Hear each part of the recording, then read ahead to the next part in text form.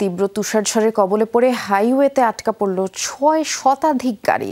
এটি উদ্ধারে মোতায়েন করতে হলো সেনা সদস্যদের।